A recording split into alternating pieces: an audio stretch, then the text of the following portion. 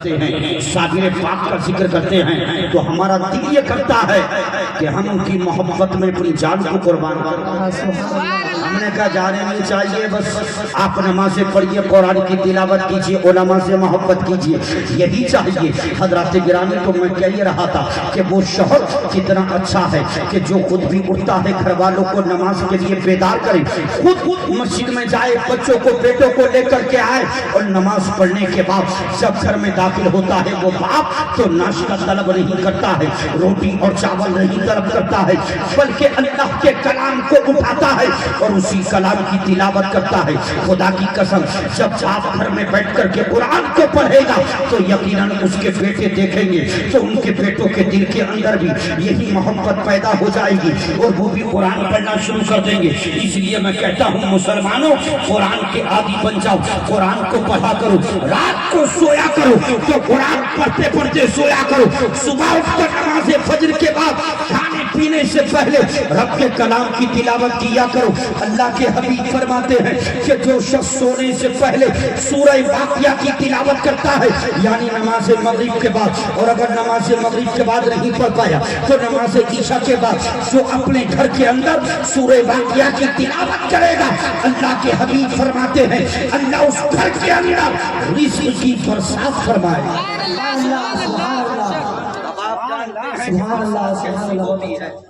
یہ نہیں کہا سرکار نے اس گھر میں برکت ہوگی، بلکہ فرمایا رزق کی برسات ہوگی۔ اب برسات بتائیے کیسی ہوتی ہے؟ اس لیے حضرات آپ کو چاہیے آپ رات کو بھی سوئیں تو قرآن پڑھتے پڑھتے سوئیں۔ عزیزان ملت اسلامیہ، آج یہ دیکھیے حضرات گرامی آگے چلتے ہیں، قرآن کیسی مقدس کتاب ہے، کیسی بابرکت کتاب ہے۔ عزیزان ملت اسلامیہ، قرآن ایسی مقدس کتاب ہے، ایسی بابرکت کتاب ہے، رب کعبہ کی قسم کہ جو قرآن پڑھنے کا عادی ہو جاتا ہے اس کی روح میں قرآن اتر جاتا ہے، اور جب قرآن اس کی روح میں اترتا ہے تو جب تک اس عاشق کو چین نہیں آتی ہے جب تک کہ قرآن کی تلاوت نہیں کرے۔ قرآن سے جو لپٹ گیا، آقا نے کیا فرمایا؟ قرب قیامت کے فتنوں سے بچ گیا۔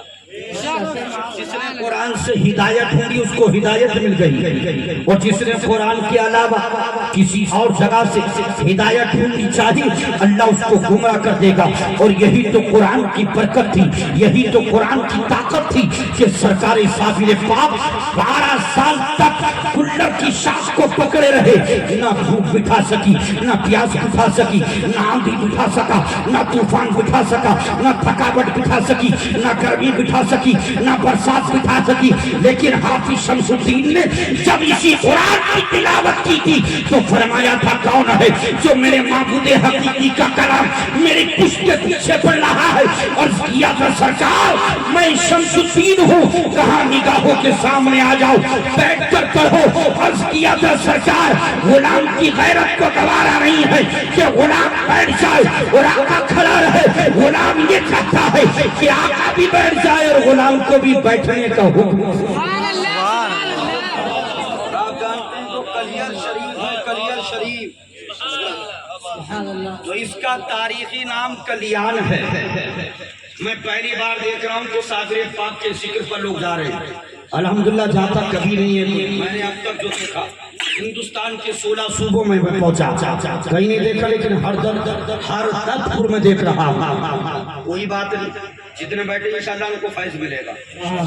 چاہے مخدوم سمنا ہو، سرکار مخدوم سمنا اللہ کے پائے کے بزرگ ہیں، ہم ان کے غلاموں کے غلاموں کے غلاموں کے غلاموں کے میں تھوڑی دیر تک پڑھتا رہوں تب جا کر کے اس غلامی میں پہنچا۔ حضرات چاہے سرکار باری سے پاک ہو، حضرات مخدوم سمنا ہو، حضرات گرامی چاہے بریلی کے سرکار اعلیٰ حضرت ہو، چاہے سرکار محبوب الہی ہو، چاہے بابا فرید الدین ہو، خواجہ پاک ہو، جتنے ہیں ہم سب کے در کے غلام ہیں۔ اس لیے کہ اعلیٰ حضرت نے فرمایا کیسے آقاؤں کا بندہ ہوں رضا، بول والے میری سرکاروں کے، اور اعلیٰ حضرت کہتے ہیں ہم ہیں ان کے، یہ ہیں تیرے تو ہوئے ہم تیرے، اس سے بڑھ کر تیری سمت اور وسیلہ۔ اللہ والوں سے محبت کرتے ہیں۔ اگر آپ تھوڑی سی اجازت دیں تو میں بتاؤں کہ حافظ شمس الدین آئے تھے تو ان کی عمر کتنی تھی؟ سبحان اللہ سبحان اللہ سبحان اللہ سبحان اللہ. میری کمر میں ویسے درد ہے، بار بار گھوموں گا تو اور درد ہو جائے گا. یہاں بیٹھے یہ لفافے کی شکل میں انعام مل رہا ہے کہ اجازت نامہ مل رہا ہے. اللہ جانا ممتاز بھائی انعام ہے، اللہ سلامت رکھے. بڑے پتلے دبلے آدمی ہیں آپ دیکھیے، لیکن وقت کے مجاہد اس انداز سے گاڑی چلا کر لائے ہیں کہ میں اللہ اللہ کر رہا تھا کہ اللہ کرے کہ آج خیریت سے جلسے میں پہنچ جاؤں. ایسا کٹ مارتے تھے کہ میں آنکھیں بند کرتا تھا، آنکھیں کھولتا تھا تو صحیح پاتا تھا. تو میں نے کہا یہ ان کا کمال نہیں ہے، ان پر بزرگوں کا فیضان ہے. سبحان اللہ. حاجی نثار صاحب کہاں چلے گئے؟ سبحان اللہ. بیٹھے ہیں حاجی نثار صاحب ماشاءاللہ. دیکھیے ایسے ایسے بزرگ کہ آپ دیکھیے بزرگی کا عالم ہے، لیکن الحمدللہ ہمت اور طاقت دیکھیے اور شجاعت و بہادری دیکھیے اور روحانیت کا عالم دیکھیے کہ اس عمر میں بھی مکمل مدرسہ عربیہ مدینہ العلوم کا مکمل بار اپنے شانوں پہ لیے. آپ دیکھیے اس بزرگی کے عالم میں آپ پوچھئے حاجی نثار صاحب آپ نے بزرگی کے عالم میں مدرسہ عربیہ مدینہ العلوم کی اتنی بڑی ذمہ داری کو کیوں اٹھایا ہے؟ تو یہ کہیں گے لوگوں دنیا والے اپنے گھروں کی ذمہ داری کو اٹھاتے ہیں، لیکن میں نے اپنے گھر کی ذمہ داری کو اس عمر میں اس لیے نہیں اٹھایا ہے کہ پوری زندگی گھر کی ذمہ داری ہو گئی. اب بچے لائق و فائق ہو چکے ہیں، اب وہ جاری ان کا کام جاری، آخری وقت ہے. اب مجھے دنیا سے جاتے جاتے گھر کی ذمہ داری کے ساتھ نہیں جانا ہے، بلکہ آخری عمر میں رسول اللہ کے گھر کی ذمہ داری اٹھاتے ہوئے جائے. حضرات ہر آدمی چاہتا ہے میں کماؤں، بچوں کی لائف بن جائے، بچوں کے لیے کماؤں. آپ دیکھیے قاری اشرف صاحب ہیں، دنوں رات اسی میں لگے رہتے ہیں. چاہے مولانا عبداللطیف صاحب ہو، رات و دن اسی میں مشغول رہتے ہیں. اللہ کے رسول کے مدرسے کو عروج مل جائے، مدرسہ عربیہ مدینہ العلوم کو بلندیاں حاصل ہو جائے. عالی جناب عزت مآب محترم مکرم مقتدر حاجی نثار صاحب اس عمر میں بھی رات کو سوتے ہیں تو مدرسے کی محبت میں، رات کو سوتے ہیں تو مدرسے کی فکر میں، اور صبح کو اٹھتے ہیں تو مدرسے کی محبت میں. سبحان اللہ سبحان اللہ. کھانا اتنا اچھا ہو رہا تھا کہ مولانا قاری ابراہیم صاحب نے مجھے اتنا کھلا دیا اپنے مبارک ہاتھوں سے اتار کے. میں نے قاری اشرف صاحب سے کہا کہ میں بعد میں کھا لوں گا، لیکن انہوں نے کہا لمبا سفر کر کے آنے پہلے.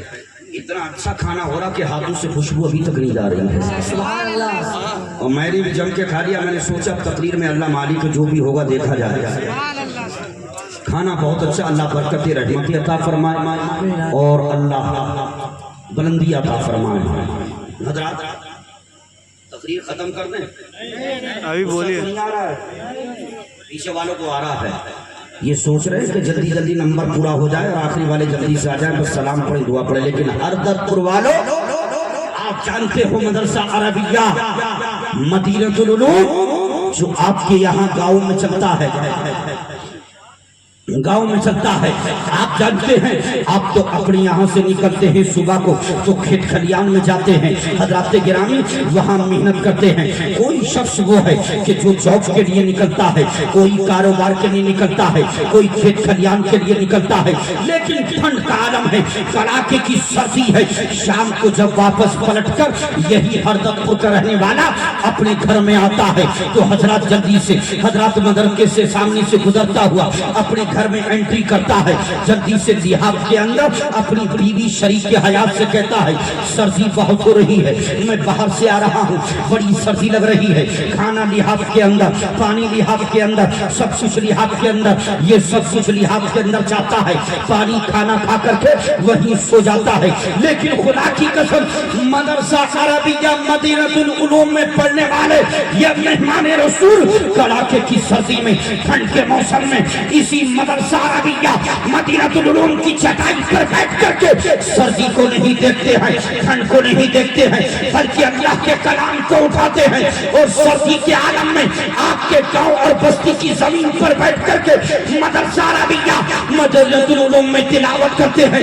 گویا کہ رات کو سوتے ہیں تو تلاوت کرتے کرتے صبح اٹھتے ہیں تو خدا کی قسم کچھ وہ ہوتے ہیں جو نماز فجر سے پہلے اٹھ کر کے قرآن کو پڑھتے ہیں. اور میں کہوں گا قاری اشرف अशरफ साहब, आपने कभी कभी ये देखा होगा, महसूस किया होगा, या अल्लामा ज़ाकिर साहब ने ये भी इदारा मदरसा चलाते हैं बड़ा, कि खुदा की कसम जब कभी प्रोग्राम में से रात के 1 बजे, रात के 2 बजे जब आते हैं मदरसे में, जिम्मेदारी होती है और मदरसे में एंट्री करते हैं तो क्या देखते हैं, रात के 2 बज रहे हैं लेकिन फिर भी इसी मदरसे से पढ़ने की आवाज आ रही है।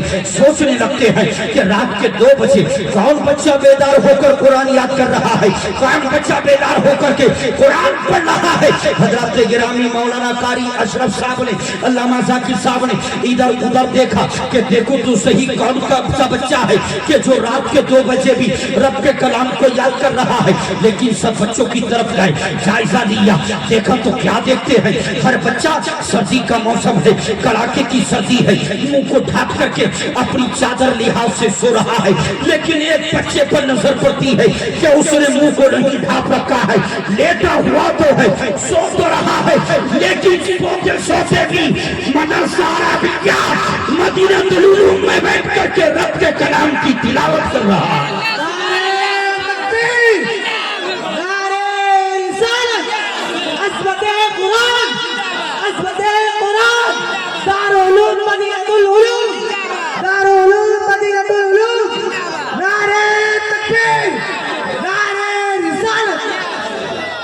तो मैं कहता हूँ हर दफ्तर वालों, तुम जो कहते हो कि हमारे खेतों में बरकतें हो रही है, हमारे खेत खलियान में अब के फसल में बड़ी बड़ी बड़ी नारे तकबीर, नारे